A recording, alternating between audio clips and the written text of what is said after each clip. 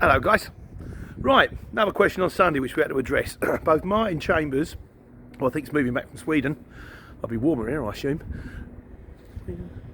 Yeah, geography never my strong point, which is really handy for a courier driver when you think about it. And for Miriam Alves, they're saying where is the best place in a country to live if you want to run on the CX? There is no particular best place, but some areas are going to be better than others.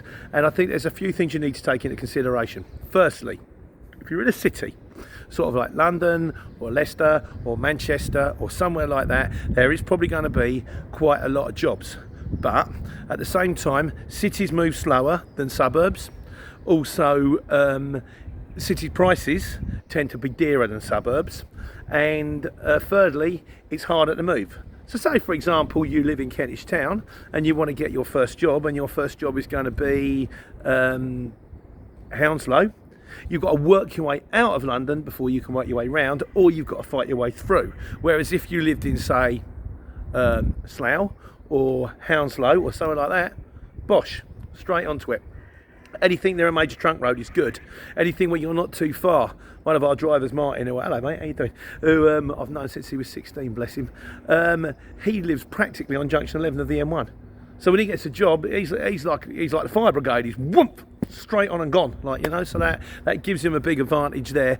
Also, you've got to bear in mind satellite places like where I live, like your Lutons, your Milton Keynes, your Hemel Hempsteads, all that kind of stuff. And there are plenty of these all over the place. It doesn't have to be there. Are cheaper. And the other thing you want to look for is you want to look for somewhere that's got industrial estates. You know, somewhere where they've got big units and lots of big units. That's where a lot of the stuff comes from. So really what you're looking for is any place that's a satellite town on a city that's got industrial estates, and then a lot of it will be made in the industrial estate, whether it be a satellite of Leicester, or whether it be a satellite of Manchester, or whether a satellite of Sheffield. Anywhere like that, near a trunk road where the prices aren't too dear, you can get the jobs in. Also, the further away you are from London, the more chance you have of getting a long run, because a lot, well, not the more chance necessarily, but a lot of stuff does gravitate to the capital. So, for example, if you lived in somewhere like Kettering, or if you live somewhere like, you know, like Nottingham, you can get quite a few. Ray, he's my man up in Nottingham, gets quite a lot of jobs Nottingham to London. So you can get early mornings as well, so you can get your way in that way.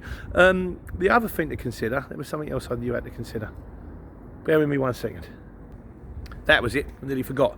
There's like a central core where most of the jobs operate from, and if you draw a line, if you get a map of the United Kingdom and you draw a line from sort of like Liverpool straight down, and then from Liverpool straight across to Newcastle, and then from Newcastle straight down, that gives you your core.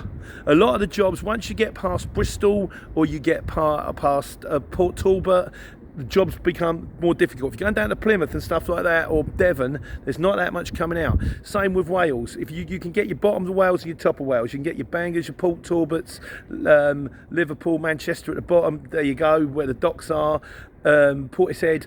Past that, particularly in the middle bit, is a bit of a struggle. And the same on the other side. Anything in sort of Norwich way, the middle of Norwich, it's largely farming, it's largely arable. Their trucks come out of them, but they're trucks full of potatoes, they ain't vans. And when you get to Northumbria, when you get into Scotland, again, it's a very, very beautiful place, but it's not full of industrial estates. Aberdeen, yes. Other places, no.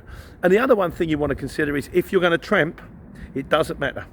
If you're going to tramp, find the cheapest place you can live to, or where your family or where your friends are, and then all you do is on a Monday morning you get your first job out, get out as cheap and as early as you possibly can, and then who knows where you might end up, because your last job might take you to Tring, or it might take you to Bishop Stortford or Stenhouse Muir. You could end up absolutely anywhere, and then you just tramp, and just try and get your last one home on a Friday night, because not a lot happens at weekends. Stuff happens at weekends, which mainly Monday to Friday. So there you go, really. You're looking for satellites of cities. If you're tramping, anywhere you like. Otherwise, satellites with cities and places near industrial estates. Don't spend too much money. Don't spend too much on a van. You buy the best van you can. Don't go mad. Buy the best place you can. Don't go mad. Good luck. Take care. Take money.